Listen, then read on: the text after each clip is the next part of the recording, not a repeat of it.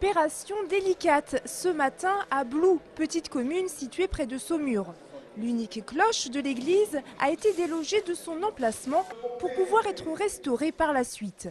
C'est la plus ancienne cloche encore en service dans le département. Ce matin, élus, employés communaux ou simples curieux sont venus assister à la manœuvre. C'est très impressionnant, oui. C'est émouvant même, je dirais. C'est quelque chose qu'on n'a jamais vu, enfin que moi personnellement je n'ai jamais vu ici. Ça fait partie de notre patrimoine, hein, dans une petite commune comme la nôtre, c'est exceptionnel, quoi. L'opération n'était pas sans risque. La cloche pèse très lourd, presque 1 tonne. C'est donc tout en douceur qu'elle a rejoint la terre ferme. Cette cloche, tout en bronze, a été fondue en 1463. À cette époque, Louis XI est roi de France et le roi René, duc d'Anjou. Selon ses inscriptions gothiques, la cloche proviendrait de la collégiale Saint-Martin d'Angers. Il s'agirait probablement d'une commande du roi. Normalement, à cette époque, les anses, donc la partie supérieure sommitale de la cloche, sont peu décorées. Et là, nous avons un décor rarissime de tête de lion. Vraiment une attention très particulière du fondeur qui a dû avoir aussi une somme conséquente pour répondre à cette demande royale. C'est en Corrèze et en Allemagne que la cloche va être restaurée. 2 mois seront nécessaires pour lui rendre son éclat. Coût global de la restauration, 17 000 €. L'image, c'est cette opération d'envergure qui vient d'avoir lieu sur le chantier du futur centre de maintenance du tramway.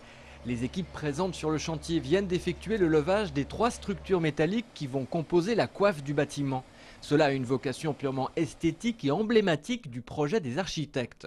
Pour soulever ces structures de 4 tonnes composées de tubes d'acier, il a fallu utiliser une grue de 50 mètres. Le centre de maintenance du tramway, situé sur le plateau de la Mayenne, sera mis en service début 2009. Ça paraît incroyable, mais c'est pourtant vrai. Cette locomotive à vapeur de la fin du 19e siècle a parcouru pas moins de 450 km aujourd'hui. Partie ce matin de Corrèze, elle a rejoint Saint-Jean-de-Lignières, près d'Angers, aux alentours de 15 h cet après-midi. Mais c'est sur le dos d'un camion que cet engin de 13 tonnes a effectué son petit périple. Construite en 1897, cette machine, classée monument historique, a été mise à disposition par un particulier à l'association des Amis du Petit Anjou pour les 20 prochaines années. Pour ses membres passionnés du chemin de fer, l'arrivée de cette locomotive, c'est tout simplement un rêve qui se réalise. Je dirais que c'est un animal vivant, effectivement, c'est l'histoire des Indiens qui l'appelaient le cheval de fer, mais effectivement c'est un animal qui vit, qui respire, qui a une odeur, de la chaleur. C'est, je dirais, pas une mécanique inanimée. Et justement, l'objectif d'Olivier et des autres membres de l'association, c'est de redonner vie à cette machine. Pour arriver à ce résultat, des travaux vont avoir lieu. Une fois ces ajustements terminés, vous pourrez aller admirer cette fameuse locomotive. Mais pour ça, il faudra quand même attendre cet été. Notre atelier, maintenant, depuis quelques années, est ouvert tous les samedis et dimanches d'été aux visiteurs. Donc on faisait découvrir jusqu'à présent les véhicules Petit Anjou, les voitures voyageurs, les petites résines pour les ouvriers de la voie, la locomotive diesel. Une belle pièce en plus aujourd'hui, donc cette machine à vapeur. C'est reparti pour un tour. Une semaine après leur premier déplacement à Briançon, les hockeyeurs des Ducs d'Angers ont de nouveau pris la route des Hautes-Alpes hier soir. Demain samedi, ils joueront là-bas leur 5e et ultime match de la demi-finale des playoffs, avec en jeu une place en finale face à Grenoble et ça promet d'être acharné. En tout cas, les Ducs ne seront pas tout seuls. Quelques supporters angevins font le déplacement, mais tenez-vous bien, le COP des supporters grenoblois va les rejoindre. Briançon et Grenoble, c'est toujours le derby, je dirais, du haut de tableau. Et que je pense qu'ils préféraient que ce soit Angers qui passe que Briançon. Voilà. Les joueurs d'Angesco, eux, ne jouent pas ce week-end. Ils attendent lundi soir pour se déplacer à Strasbourg dans le cadre du match décalé de la 28e journée de Ligue 2. Angers et Strasbourg sont respectivement 2 et 3e avec le même nombre de points. C'est donc un choc au sommet, mais fidèle à ses habitudes, Jean-Louis Garcia n'en fait pas un match couperet. C'est tout simplement un match entre 2 adversaires directs, donc il est évident qu'il revêt une importance particulière, mais par contre, je persiste à dire qu'il ne sera pas décisif. En tout cas, pour moi, il n'est pas plus important que la réception d'Ajaccio 5 jours après.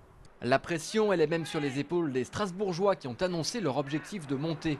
Pour les joueurs du SCO, pas de stress, juste l'envie de continuer leur chemin. Ce match sera rediffusé sur Angers 7 mercredi et jeudi prochain.